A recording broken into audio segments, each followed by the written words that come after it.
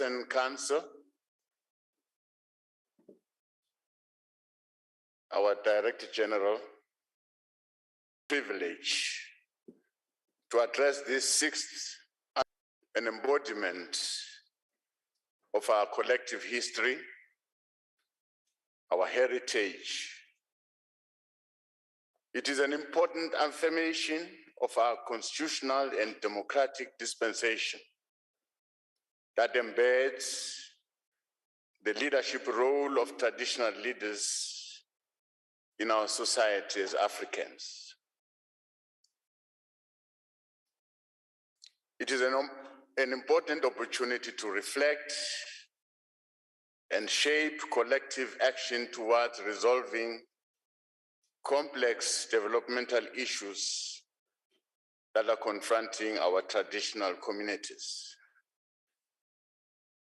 As venerated leaders of our people in different communities, there is an unmistakable expectations from our people that your presence in this house, their dreams and aspirations. It is a trust that cannot be betrayed. Before we can delve much into these issues, Chairperson and Khoi-San leaders, your elections as Chairperson has gone down limitations for women leaders to ascend to high positions of authority, to uphold the principles and rights of equality as espoused in our Constitution. Chairperson, we have utmost confidence in prevailing challenges that are facing our states. Equally, we want to congratulate Hoshi Sitlolo for being elected. Your election will certainly contribute in bringing to the fore young people in matters being championed by the National House. The combination of these two leaders, while we celebrate this great feat in the elections of the two leaders, institution of traditional and Khoi-San leaders who passed on since we met for the last opening of the National House. In this regard, we convey our sincere condolences to Mahlangu, a leader who was very consistent, principled, solution-orientated, and steadfast in raising various issues of development that concern society and tradition. His Majesty, King Zwelithini Kaphezu, who left us an indelible legacy in his spirited effort and actions in the fight against HIV and AIDS. And also go to the entire family, Queen Mandvombi. Similarly, we extend our condolences to the royal families of Queen Noloyiso Sandi, Inkosi Ngangumhlaba Matanzima of Abathembu on their passing on.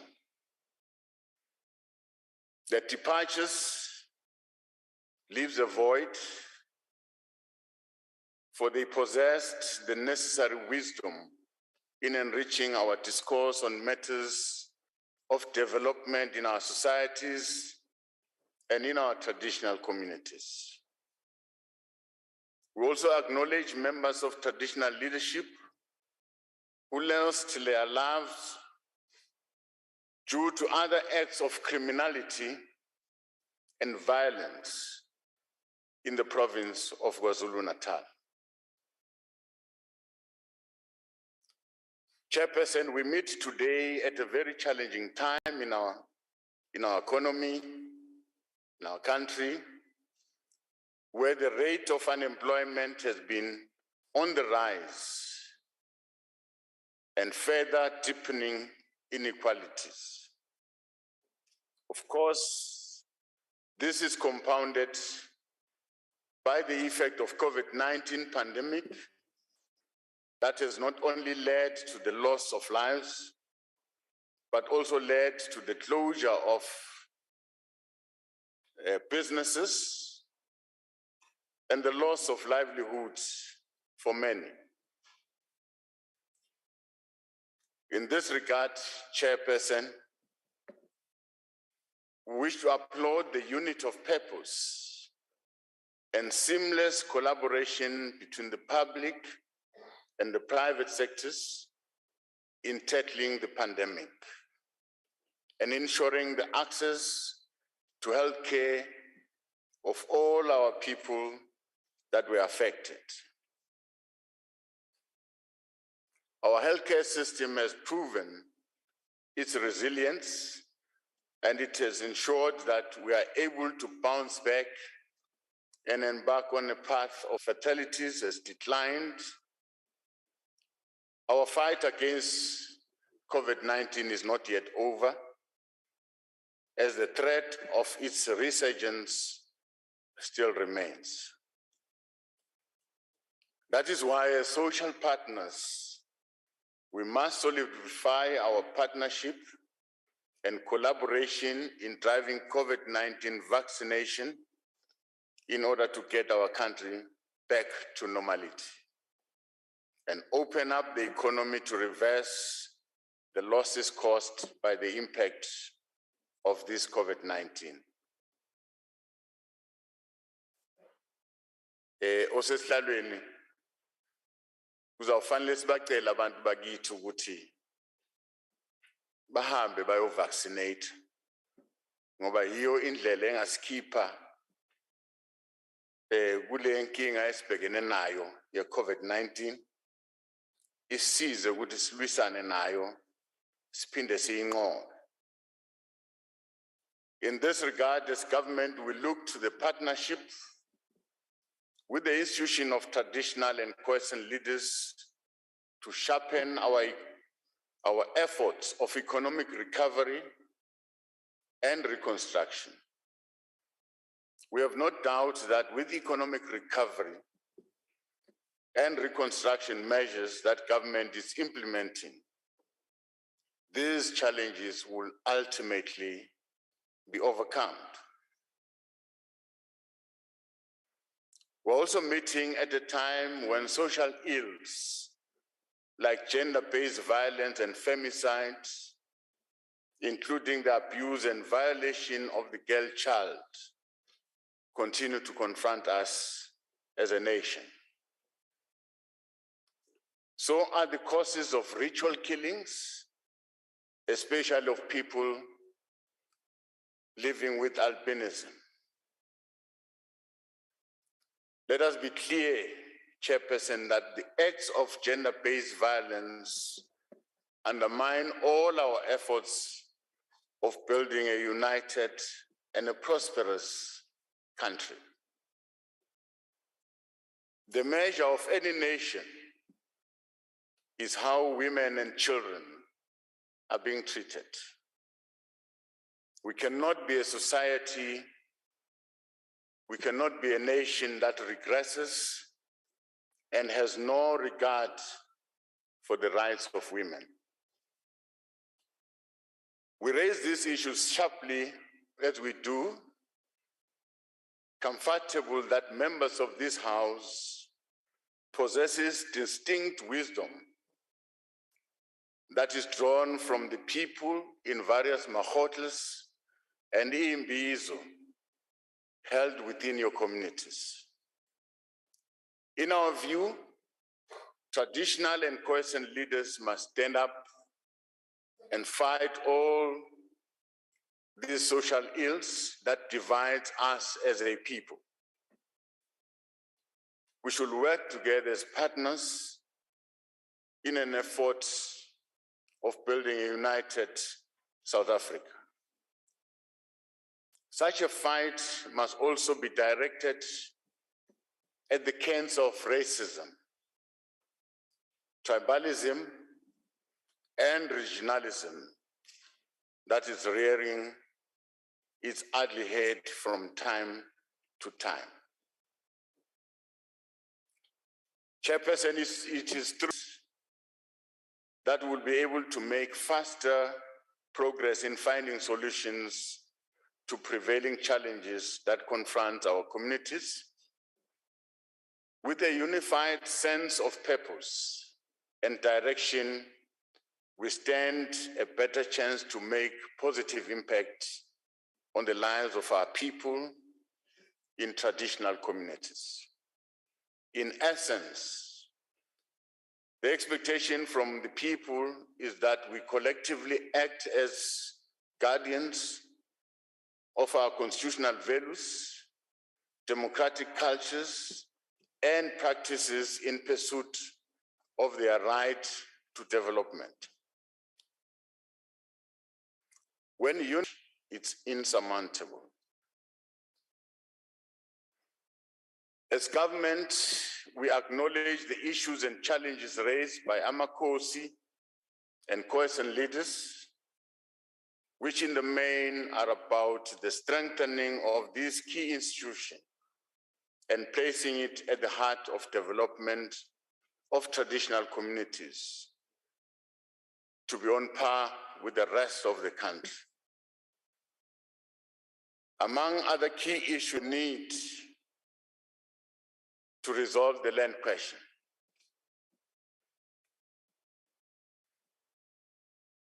We have heard your calls on the need to improve road infrastructure to essential services. You've raised issues around the investment in our rural communities.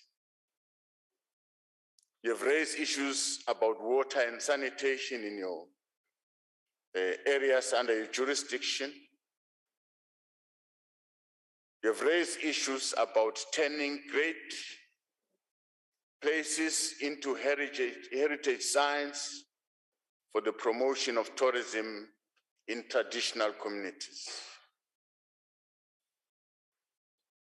You've raised issues about access to information, communication, and technology in rural communities. Looked at the state of the nation by the President. In its nature, the State of the Nation address does not go into detail, but provides an overarching program of action of government for the year ahead. We will hear more on the details as we engage in a series of dialogue with traditional and Khoi-San leaders that will be led by the Office of the Deputy President and supported by the Minister of Cooperative Governance and Traditional Affairs.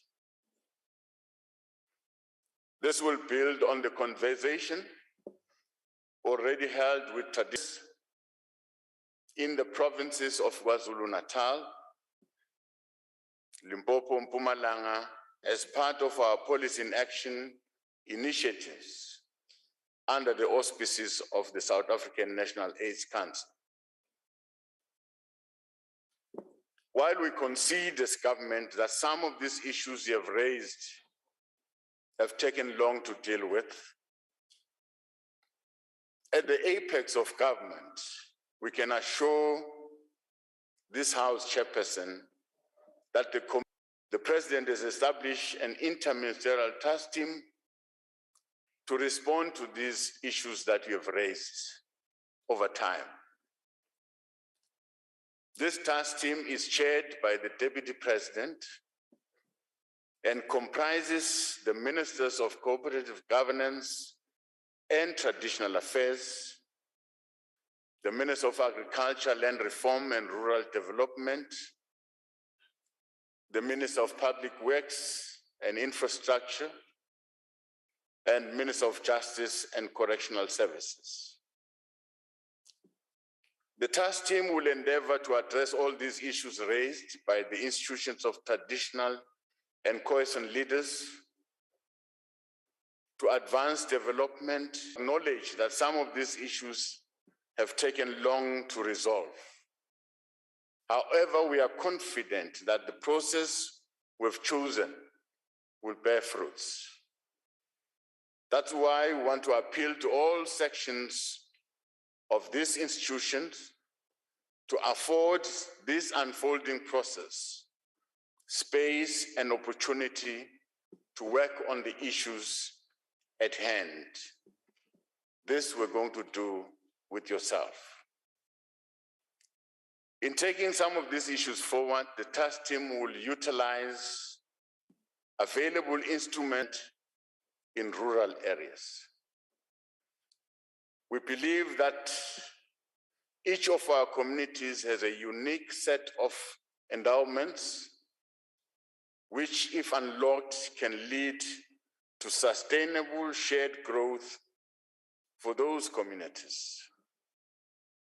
Our ability to realize development in society requires partnership with institutions of traditional and Khoi-San leaders as agencies of people. At the policy level, we'll continue to implement enabling legislation for the benefit of this institution. In this regard, the Traditional and Khoi-San Leadership Act, which provides for the traditional councils to be constituted, has come into effect as indicated last year. This has been a matter of concern to this institution. To this end, the Minister of Cooperative Governance and Traditional Affairs has gazetted a which has been obscure for far too long. Declared future. We pledge to provide all the necessary support to the Commission as it undertakes the important and groundbreaking work which includes documenting this history and the consideration of applications for the recognition of Khoi-San leaders. Our heritage and cultural practices are central to the ethos and development of our nation. Through such recognition, Khoi-San leaders will, for the first time in our history, formally take up their positions to lead their respective communities. As we practice our cultures and traditions, we must seek at all times to protect the inalienable right to life and dignity, for such rights cannot be limited or suspended under any circumstances. As government, we remain concerned about the continued incidents of death of young people who participate in customary initiation, particularly in the province of the Eastern Cape. Customary initiation should serve as a rite of passage for our young people. And as such, it is a practice that should embrace evolving methods of modern science to prevent any loss of lives. The Customary Initiation Act came into effect in September 2021, will assist in improving the situation and promote safe initiation practices in our communities. We also call upon parents who send their children to initiation schools to ensure that such schools are registered. House and leaders of these institutions of traditional and Khoi-San leadership, is how we could use the school to shape the young boys into agents of change in combating gender-based violence and femicide. We believe that the program is very critical in ensuring that the boy child is raised respecting and protecting women. The traditional men's parliament that is led by the National House also remains a critical tool in advancement of moral regeneration initiatives. Chairperson, our constitutional, legislative, and governance architecture affirms the centrality of traditional leadership institutions in the development of traditional communities to advance progressive realization of socio-economic rights and tackle poverty, unemployment, and underdevelopment challenges. Inevitably, the role of traditional leaders should never be limited only to ceremonial and cultural responsibilities, but should be seen in the broader context of daily struggles of ordinary people in search for a better life, access to economic opportunities, improved infrastructure for service delivery, as well as quality health and education outcomes. Traditional leaders should therefore see themselves as catalysts and agents of change to bring about better development outcomes in areas under the jurisdiction of traditional leadership. Government will continue to build and sustain strong collaborative and partnership platforms with traditional leaders so as to address poverty and underdevelopment challenges in our traditional communities. These collaborative efforts will also include a concerted fight against crime that affects traditional communities, thus impacting on issues of safety and development. Access to land, as we have said, as a critical asset for rural development and economic transformation will be prioritized going forward to ensure that land under the custodianship of traditional and Khoi-San leaders is productively utilized to develop our communities in terms of agriculture, human settlement, and industrial use. Working in partnership with traditional and Khoi-San leaders, government will ensure that we improve ways in which people benefit from the beneficiations and extraction of natural endowments on land that is owned by traditional communities. Furthermore, as part of government's land reform program, we'll continue to provide integrated agricultural production support packages to ensure that available communal land is productively utilized to fight poverty and hunger and to create opportunities for development of agro-processing enterprises within rural communities under the jurisdiction of this institution. In many parts of our country, government is already providing support in the form of mechanization, seed and market support to communal farmers and beneficiaries of land reform. These initiatives on agricultural production and agro-processing value chains will definitely unlock untapped potential for rural communities to meaningfully participate in the economy, creating more jobs in the process. More importantly, investment in rural roads infrastructure for connectivity and economic mobility is critical, not only to improve the quality of life, but to open key routes for the movement of fresh produce and manufactured goods to markets. Through government infrastructure program, specialties to social facilities such as schools, clinics, hospitals, and centers of employment. Never again should we have children braving raging and overflowing rivers with no bridges or walkways in order to access education.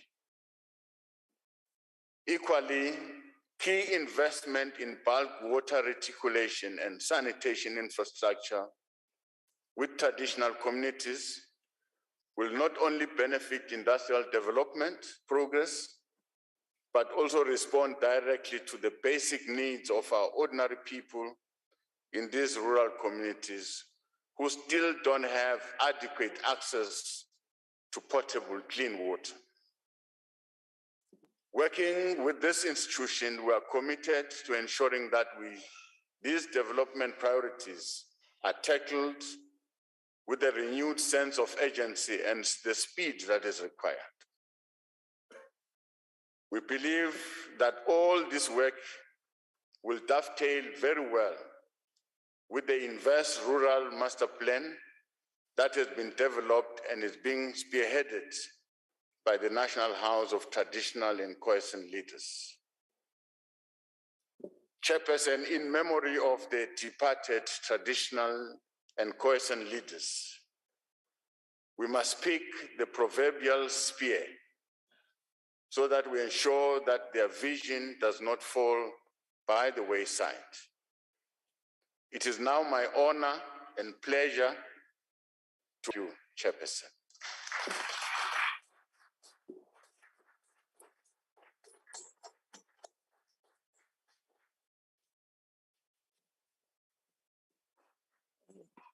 Thank you very much, Acting President of the country. Uthethile umongameli.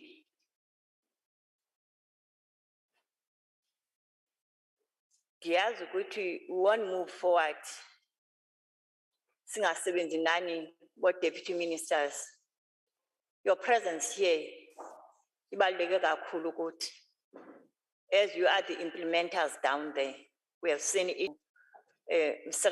Isekela mphathiswa esikeseva ukuthi awuphathekanga kahle. Siyabulela sikubona phakathi kwethu. Ngomnye wabantu abasifunqulayo endleleni nabanye ke abafana nawe. Thank you very much, Acting President.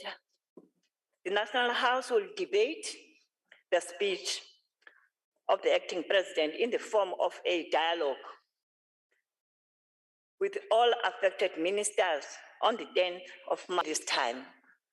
We have been asking for a dialogue, ingxoxo. Sithetha sonke ngoba sihleli ndawonye sonke. So sizabe sinayo ke lo ngxoxo ikhokhelwa by Deputy President of the country ehamba nabo abaphathiswa abachaphazelekayo. Hoping that in our discussions, President of the country, the issue which was raised by the President, social compact. I remember very well, we had that discussion with the Department of Arts and Culture. It was maybe 1 year or 2 years back. If we're implementing what we have been talking about, we just talk and talk and talk. Let's walk the talk now. We have been talking and talking. Let's move together and walk the talk. Because it's not documents, it means everything is there, the legislation is there, but as implement, let's join hands and implement whatever we've been talking about. We are looking forward to that discussion